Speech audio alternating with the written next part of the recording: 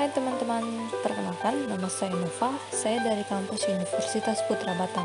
Baiklah, kali ini saya akan menjelaskan materi bab 6 dari program studi metodologi penelitian yang berjudul skala pengukuran dan instrumen penelitian.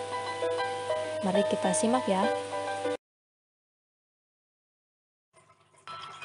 Pada penelitian kuantitatif, para peneliti akan menganalisis data yang berbentuk kuantitatif, sehingga dapat diukur dengan menggunakan prosedur statistik. Nah, sumber datanya itu ada dua, yaitu sumber data internal dan juga sumber data eksternal. Data intern adalah data yang diambil dari dalam tempat dilakukannya penelitian. Bisa dibilang data ini bersumber dari si peneliti sendiri. Misalnya, di sini ada sebuah perusahaan. Si perusahaan ini kita sebut saja perusahaan A. Nah, perusahaan A ini tentu pasti memiliki data-data tentang perusahaan A tersebut. Bisa jadi seperti kinerja karyawannya, kinerja produksi, kinerja keuangannya, dan lain sebagainya. Nah, data-data itu akan dikumpulkan, kemudian akan dianalisis oleh satu atau beberapa orang dari karyawan perusahaan A. Nah, datanya nanti akan balik lagi kepada perusahaan A tersebut. Nah, biasanya datanya ini disebut sebagai data evaluasi terhadap perusahaan A tersebut. Selanjutnya ke ekstern. Nah, di sini tuh datanya yang diambil itu dari luar tempat kita melakukan penelitian. Nah, sumbernya juga ada dua, ya, ada primer dan sekunder. Nah, untuk yang primer kita itu harus mengumpulkan data di lapangan, sedangkan dari sekunder kita tidak perlu mengumpulkan datanya lagi karena biasanya datanya itu sudah tersedia. Tapi untuk data sekunder itu biasanya variabel-variabelnya itu tidak dapat dijangkau oleh para peneliti.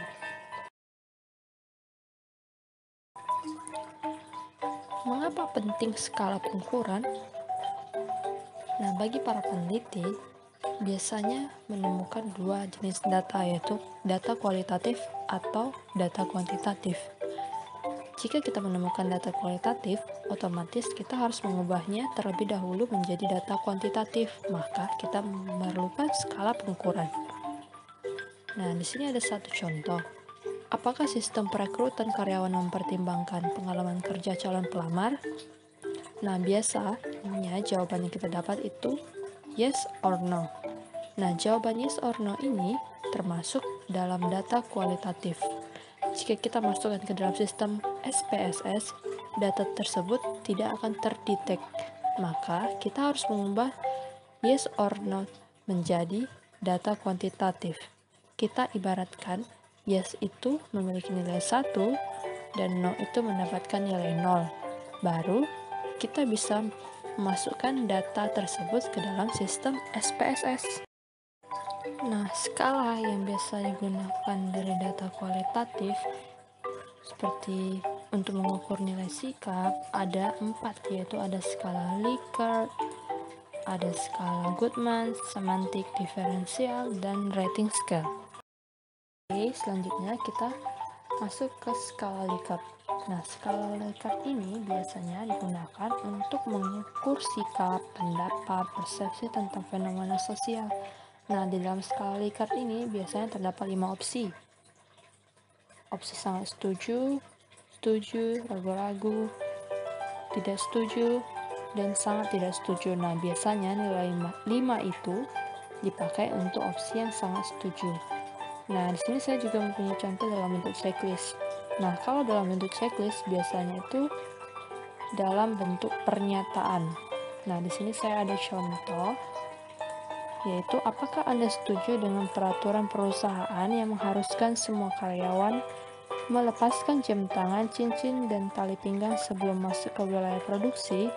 Nah, di sini opsi kelima yaitu opsi sangat tidak setuju, sedangkan opsi pertama itu opsi sangat setuju. Nah, untuk posisi opsi kelima dan pertama ini bisa saja yang kelima itu sangat setuju atau bahkan bisa kebalik, opsi kelima itu adalah opsi sangat tidak setuju. Oke, yang kedua ada skala Goodman. Nah, skala ini biasanya digunakan untuk menjawab pertanyaan dengan tegas. Contohnya ya, tidak, benar, salah. positif, negatif. Nah, jawabannya ini biasanya memiliki dua opsi. Nah, contohnya, pernahkah atasan saudara mengajak makan bersama? Nah, ini bentuknya pilihan. Jadi, biasanya dalam bentuk pertanyaan, bukan pernyataan. Nah, jawaban terbaik itu adalah ya. Maka, ya kita kasih skor 1. Dan tidak, kita jawab skor 0. Begitu juga sebaliknya, bisa saja jawaban tidak paling baik, maka kita dapat membuat skor 1.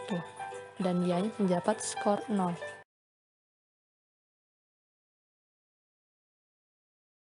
Oke, kita lanjut yang ketiga, yaitu semantik diferensial. Nah, ini bentuknya tersusun dalam satu garis kontinu. Paling kiri itu sangat negatif, paling kanan itu sangat positif, atau sebaliknya. Nah, di sini ada satu pertanyaan, tapi opsi jawabannya banyak ya. Contohnya,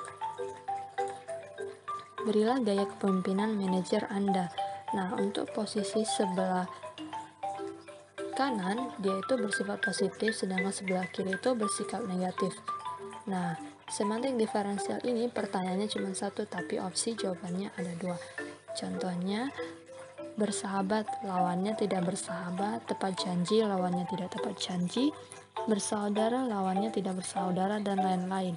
Nah, nanti para responden akan menjawab opsinya sesuai jawaban responden tersebut dengan cara melingkari. Nah, untuk semantik diferensial ini bukan checklist atau pilihan ganda ya. Oke, kita masuk ke skala yang terakhir, yaitu rating scale. Nah, di sini para responden akan menjawab salah satu dari pilihan jawaban kuantitatif yang telah disediakan oleh para peneliti.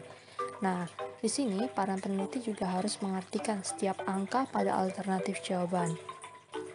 Nah, di sini ada contoh yang telah saya buat dalam bentuk checklist ya. Jadi otomatis dalam bentuk pernyataan ya, bukan pertanyaan. Oke. Nah, di sini contohnya kesiapan dalam respon permintaan nasabah. Nah, di sini tuh ada interval jawaban 1 sampai 10.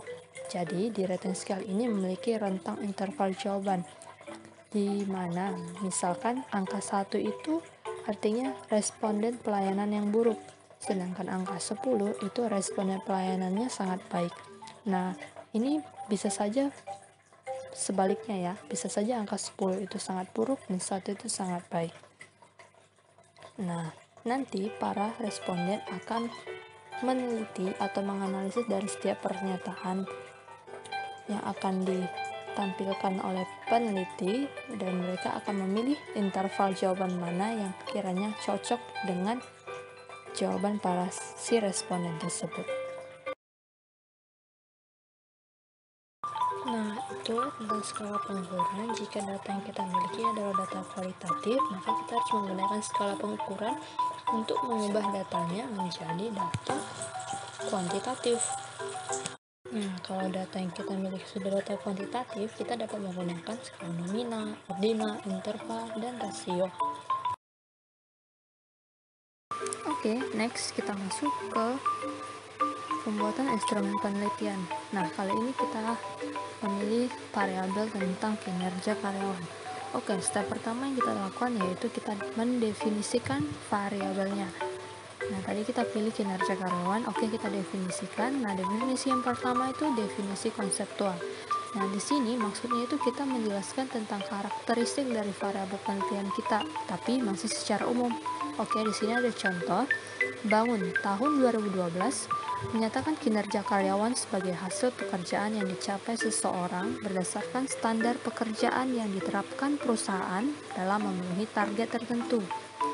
Nah, dari definisi konseptual tadi kemudian akan diturunkan menjadi definisi operasional. Nah, di definisi ini itu variabel penelitian kita tadi tentang kinerja karyawan itu, di sini kita dapat mengetahui variabel kita itu dapat diukur dengan instrumen atau indikator apa aja. Nah, definisi operasional dari Bangun tahun 2012 dengan variabel kinerja karyawan yaitu standar pekerjaan harus dapat diukur dan dipahami dengan mudah diperoleh beberapa indikator untuk mengukur suatu pekerjaan, yaitu yang pertama ada kemampuan mengerjakan berapa unit pekerjaan, yang kedua kualitas pekerjaan memenuhi standar yang ditetapkan, ketiga ketetapan waktu dalam menyelesaikan pekerjaan, keempat tingkat kehadiran karyawan dalam melakukan pekerjaan, dan yang kelima kemampuan bekerja sama dengan rekan sekerja. Nah, dari 5 indikator tadi, kemudian kita melakukan identifikasi indikator terhadap indikator variabelnya. Nah, kita akan mengetahui untuk indikator yang pertama itu mengenai tentang jumlah pekerjaan, dan yang kedua tentang kualitas pekerjaan, yang ketiga tentang ketetapan waktu, keempat tentang kehadiran, dan yang terakhir kelima tentang kemampuan kerja sama.